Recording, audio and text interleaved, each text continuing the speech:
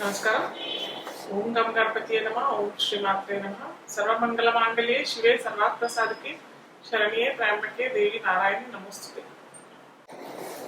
రేపు మనకి మేషరాశి నుంచి బృహస్పతి అనగా గురు సంచార ఫలితాలు ద్వాదశ రాశులకి ఎలా ఉంటాయో మనం ఈరోజు తెలుసుకుందాం. అయితే రేపు వృషభ రాశిలోకి గురు అంటే మే 1వ తేదీ 2024 శుక్రహోరలో రేపు అష్టమి అవుతుంది. బుధవారం అష్టమి. అలాగే శుక్రహోరలో గురు సంచారం వృషభ రాశిలోకి జరగబోతుంది. సో ఎలా ఉంటుంది ద్వాదశ రాశి వారికి మనం ఈరోజు తెలుసుకుందాం.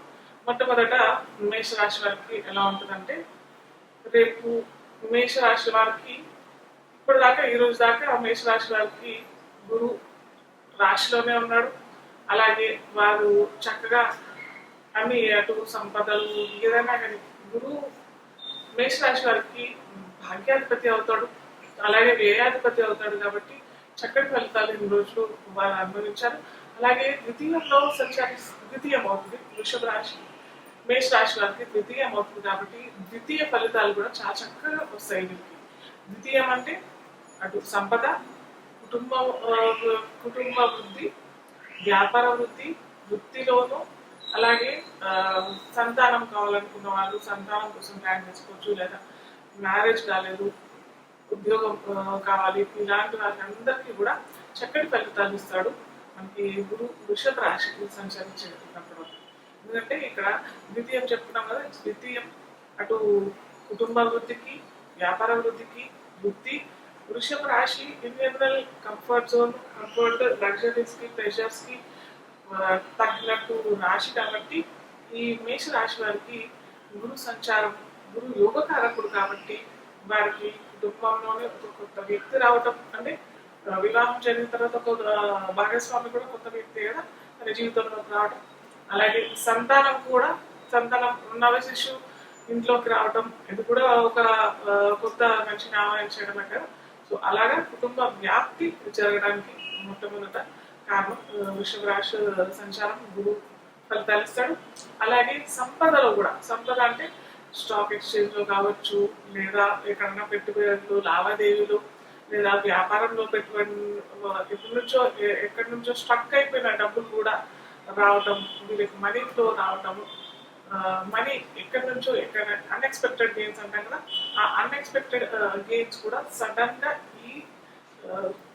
ఈ సమయంలో అంటే రేపు 2024 మే 1 నుంచి 2025 మే 10 వరకు మనకి 370 చిల్లర మనకి గురు సంచారం వృషభ రాశిలో జరుగుతుంది. కాబట్టి ఈ 370 రోజులు మనకి మేషరాశి వారికి చాలా చక్కగా ఉంటాయన్నమాట. అయితే మనకి స్థితి ఎక్కడైతే గురు స్థితి కాకుండా గురు దృష్టి కూడా చాలా ఇంపార్టెంట్ అనమాట. చాలా ఇంపార్టెంట్ రోల్ ప్లే చేస్తుంది. కాబట్టి గురువు ఏ రాశిని చూస్తున్నాడు, అది వీరికి ఏ రాశి అవుతుంది అని చూసినట్టయితే, వృషభ రాశిలో ఉన్న గురువు ఇటు అతనికి పంచమ దృష్టి, సప్తమ దృష్టి, 2 దృష్టిలో ఉంటాయి. ఒకటో రాశిలోనే తను ఉన్న రాశిలోనే ఉంటాడు. కాబట్టి ఆ ఫలితాలు కూడా చక్కటి ఫలితాలు ఇస్తాడు. కాబట్టి అటు వృషభ రాశి, అటు పంచమాన్ని, అక్కడి నుంచి పంచమం కన్యా రాశి అవుతుంది. అక్కడ నుంచి వృషభ రాశి నుంచి సప్తమం మనకి వృశ్చికం అవుతుంది. అలాగే నవమం మకరం అవుతుంది. కాబట్టి 3 దృష్టిలు ఉంటాయి. కాబట్టి ఈ 3 దృష్టిల ఫలితాలు మేష రాశి వారికి చక్కగా వస్తాయి అన్నమాట. కన్యా రాశి మేష రాశి వారికి ఏమవుతుందంటే షష్టం అవుతుంది. షష్టం అంటే ఏంటంటే, షష్టం రుణ రోగ శత్రువులు. ఈ రుణ రోగ శత్రువులు ఎన్నో సంవత్సరాల నుంచి వీరు రుణం అంటే లోన్స్ ఏమైనా తీర్చలేకపోతున్నారు అని అంటే, ఆ లోన్స్ తీర్చుకునే సమయం ఇప్పుడు ఆసన్నం అవుతుంది. అలాగే ఎప్పటి నుంచో వీధి బాధలు, శత్రు బాధలు అని అంటాం కదా, అది కూడా కొద్దిగా ఉపశమనం జరుగుతుంది.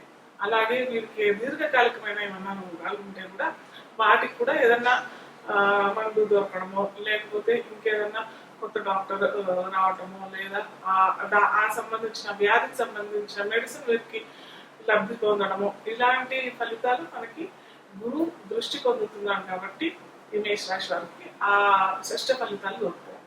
అలాగే సప్తమ దృష్టితో వృశ్చికాన్ని చూస్తున్నాడు కాబట్టి మేషరాశి వారికి అష్టమం అవుతుంది అన్నమాట. అష్టమం ఏంటంటే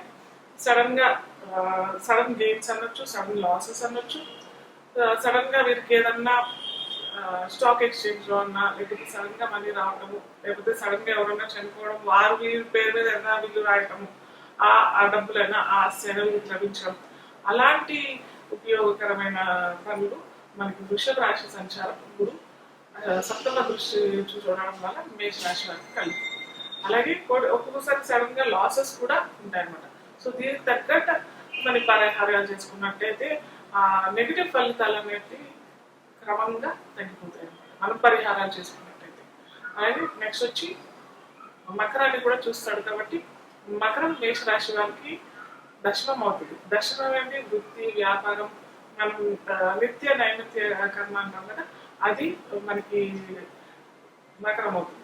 సో వీరు ఏదైనా జాబ్ ఉద్యోగం ప్రయత్నాలు ఎప్పటి నుంచో చేస్తున్న ప్రయత్నాలు నెరవేరట్లేదు అంటే మేషరాశి వారికి ఈ సమయంలో మంచి జాబ్, మీరు ఎప్పటి నుంచో ఏదో చిన్న జాబ్ చిన్న ఉద్యోగం కోసమనే మీరు పాటుపడుతున్నట్టయినా కానీ మీరు మంచి ఉద్యోగం లభించే అవకాశాలు, లేదా విదేశీ యానంలో అక్కడే ఉన్న చూసుకుందాము జాబ్ కోసం ప్రయత్నాలు చేస్తున్నట్టయితే వారికి కూడా మంచి ఉద్యోగం ప్రాప్తి చెందడం, లేదా ప్రమోషన్ కోసం ఎదురు చూస్తున్నారు వారికి కొన్ని సంవత్సరాల నుంచి ప్రమోషన్ రావట్లేదు అనుకున్న వారికి ప్రమోషన్ రావటము, అలాగే హైక్ అంటాం కదా, మనం శాలరీ హైక్ ప్యాకేజ్ అంటాం కదా, అలా హైక్ రావడానికి కూడా ఈ వృషభ రాశిలో గురు సంచార ఫలితాలు మనకి ఇస్తారు. సో మనం అష్టమం కొద్దిగా అన్నాం కదా, ఏదైనా లాసెస్ అన్నా, శత్రువు బాధ, ఏతి బాధ అని అంటాం కదా, అది మనం తక్కువ చేయడానికి మనం పరిహారం ఏం చేసుకుంటామంటే ఏదైనా పసుపు కలర్ అంటే ఎల్లో కలర్ వస్తువులు దానం చేయటం. అంటే ఈ ఇయర్ మొత్తం దానం కాదు, ఒక 2-3 నెలలు అంటే మే నుంచి జూన్ జూలై దాకా కొద్దిగా చేసుకుంటూ వెళ్తే బాగుంటుంది. అది కూడా ధర్మక్షేత్రాల్లో చేసుకుంటే, అంటే గుళ్ళలో ఉన్న చర్చ్లో ఉన్న మస్జిద్లో ఎక్కడైనా చేసుకోవచ్చు. ధార్మికంగా మనం వెళ్ళిపోతే ఆ పసుపు కలర్ పూలు అయితే పూలు, వస్త్రాలు ఇచ్చే స్తోమత మనకు ఉంది అని అంటే వస్త్రాలు కూడా ఇవ్వచ్చు, లేదా పళ్ళు, అరటి పళ్ళు, ఇప్పుడు మనకి మ్యాంగో సీజన్ కాబట్టి మామిడి పళ్ళు దొరుకుతున్నాయి కాబట్టి మామిడి పళ్ళు, ఇవన్నీ మనం గురువారం చేసుకుంటే చాలా మంచిది. అలాగే దత్తపారాయణం, దత్త క్షేత్రాలు మనం విజిట్ చేస్తే కూడా చాలా బాగుంటుంది మేషరాశి వారికి.